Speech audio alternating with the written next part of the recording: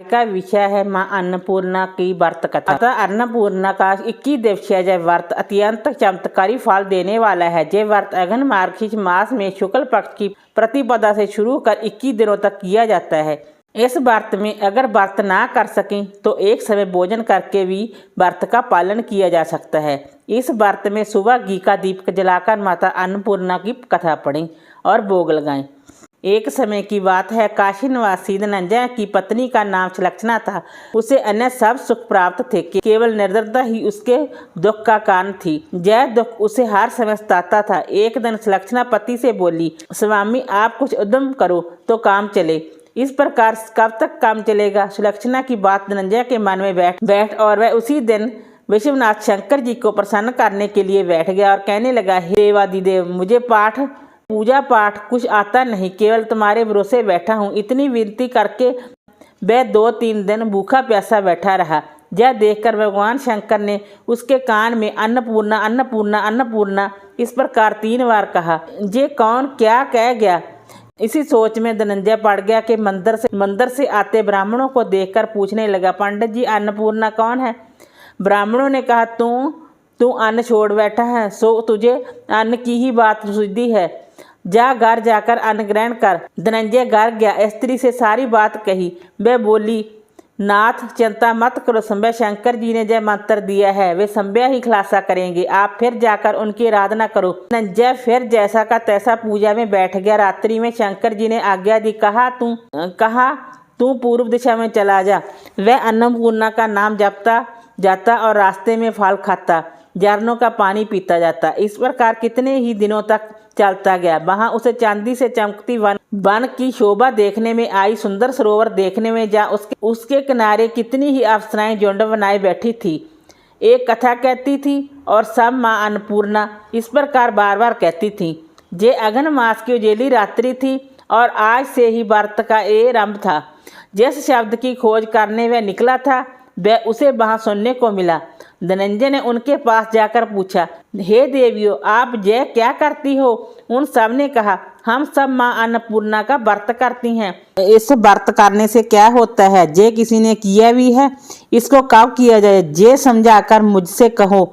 वे कहने लगी, इस व्रत को सभी कर सकते हैं। 21 दिन तक के लिए 21 गांठ का सूत लेना चाहिए। 21 दिन यदि ना बने तो 1 दिन उपवास करें। ये भी ना बने तो केवल कथा सुनकर प्रसाद लें। निराहार रहकर कथा कहें। कथा सुनने वाला कोई ना मिले तो पीपल के पत्तों को रखकर सुपारी या ग्वारपाठ वृक्ष को सामने कर दीपक को साक्षी कर सूर्य, गाय, तुलसी या महादेव को बिना कथा सुनाए मुख में दाना न डालें। यदि भूल से कुछ पड़ जाए तो 1 दिवस फिर उपवास करें। व्रत के दिन क्रोध न करें, झूठ न बोलें। धनंजय बोला, इस व्रत को करने से क्या होगा? वे कहने लगी, इसके करने से अंधों को नेत्र मिले, लूलों को हाथ, निर्धन के घर धन आए, वांझी को संतान मिले, मूर्ख को विद्या आए। जो जिस कामना से व्रत करे माँ उसकी इच्छा पूरी करती है। वह कहने लगा, बहनों, मेरे भी धन नहीं है, विद्या नहीं है, कुछ भी तो नहीं है। मैं तो दुखिया ब्राह्मण हूँ, मुझे इस व्रत का सूत दोगी? हाँ भाई, तेरा कल्याण हो, तुझे देंगी। ले इस व्रत का मंगलसूत्र ले इस व्रत का मंगलसूत्र ले। धनंजय ने व्रत किया। व्रत पूरा हुआ तभी सरोवर में से 21 खंड की स्वर्ण सीढ़ी हीरा मोती जड़ी हुई प्रकट हुई। धनंजय जय अन्नपूर्णा अन्नपूर्णा कहता जाता था। इस प्रकार कितनी ही सीढ़ियां उतर गया तो क्या देखता है कि करोड़ों सूरज से प्रकाशमान अन्नपूर्णा का मंदिर है। सिंहासन पर माता अन्नपूर्णा विराजमान है। सामने भिक्षा हेतु शंकर भगवान खड़े हैं। देवगनाएं चंबर डुलाती हैं। कितनी ही हथियार बांधे पहरा देती हैं। धनंजय दौड़कर जगदम्बा के चरणों में गिर गया। देवी उसके मन का कलेश जान गई। आप तो अंतर्यामी हो, आपको अपनी दशा क्या बताऊं? माता बोली, मेरा व्रत किया है, जा संसार तेरा सत्कार करेगा। माता ने धनंजय की जीवा पर बीज मंत्र लिख दिया। अब तो उसे रोम रोम में विद्या प्रकट हो गई। इतने में क्या देखता है कि वह काशी विश्वनाथ के मंदिर में खड़ा है। माँ का वरदान ले धनंजय घर सुलक्षणा से सब बात कही। माता जी की कृपा से उसके घर में संपत्ति उमड़ने लगी। छोटा सा घर बहुत बड़ा गिना जाने लगा। जैसे शहद के छत्ते में मक्खियाँ जमा होती हैं, उसी प्रकार अनेक सके संबंधी आकर उसकी बढ़ाई करने लगे। कहने लगे, इतना धन और इतना बड़ा घर, सुंदर संतान नहीं तो इस कमाई का कौन भोग करेगा। सुलक्षणा से संतान नहीं है, इसलिए तुम दूसरा विवाह करो। अनिच्छा होते हुए भी धनंजय को दूसरा विवाह करना पड़ा और सती सुलक्षणा को सौत का दुख उठाना पड़ा। इस प्रकार दिन बीतते गए। फिर अगन मास आया। नए बंधन से बंधे पति से सुलक्षणा ने कहलाया कि हम व्रत के प्रभाव से सुखी हुए हैं, इस कारण यह व्रत छोड़ना नहीं चाहिए। यह माता जी का प्रताप है जो हम इतने संपन्न और सुखी हैं।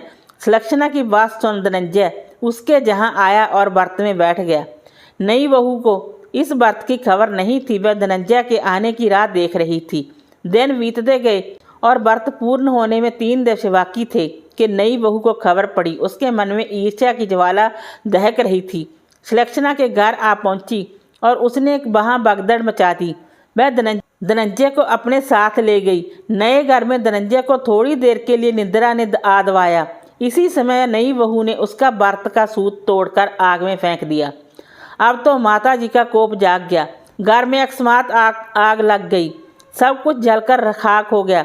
सुलक्षणा जान गई और पति को फिर अपने घर ले आई। नई बहू रूठकर पिता के घर जा बैठी। पति को परमेश्वर मानने वाली सुलक्षणा बोली, नाथ घबराना नहीं, माता जी की कृपा अलौकिक है। पुत्र का पुत्र हो जाता है पर माता का माता नहीं होती। अब आप श्रद्धा और भक्ति से आराधना शुरू करो, वे जरूर हमारा कल्याण करेंगी। धनंजय फिर माता के पीछे पड़ गया। फिर वहीं सरोवर सीढ़ी प्रकट हुई, उसमें माँ अन्नपूर्णा कहकर वह उतर गया। वहां जा माता जी के चरणों में रुदन करने लगा। माता प्रसन्न हो बोली, जय मेरी स्वर्ण की मूर्ति ले, उसकी पूजा करना, तुम फिर सुखी हो जाएगा। जा तुझे मेरा आशीर्वाद है। तेरी स्त्री सुलक्षणा ने श्रद्धा से मेरा व्रत किया है, उसे मैंने पुत्र दिया है। धनंजय ने आंखें खोली तो खुद को काशी विश्वनाथ के मंदिर में खड़ा पाया। वहां से फिर उसी प्रकार घर को आया। इधर सुलक्षणा के दिन चढ़े और महीने पूरे होते ही पुत्र का जन्म हुआ। गांव में आश्चर्य की लहर दौड़ गई, मान्यता आने लगा। इस प्रकार उसी गांव के निसंतान सेठ के पुत्र होने पर उसने माता अन्नपूर्णा का मंदिर बनवा दिया। उसमें माता जी धूमधाम से पधारी, जग किया और धनंजय को मंदिर के आचार्य का पद दे दिया। जीविका के लिए मंदिर की दक्षिणा और रहने के लिए बड़ा सुंदर सा भवन दिया।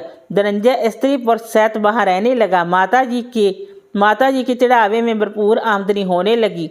उधर नई बहू के पिता के घर डाका पड़ा, सब लूट गया। वे भीख मांगकर पेट भरने लगे। सुलक्षणा ने जब सुना तो उन्हें बुला भेजा, अलग घर में रख लिया और उनके अन्न वस्त्र का प्रबंध कर दिया। धनंजय, सुलक्षणा और उसका पुत्र माता जी की कृपा से आनंद से रहने लगे। माता जी ने जैसे इनके भंडार भरे वैसे सबके भंडार भरे। वीडियो अच्छी लगी हो तो लाइक कीजिए, शेयर कीजिए, सब्सक्राइब कीजिए। Thanks for watching this video.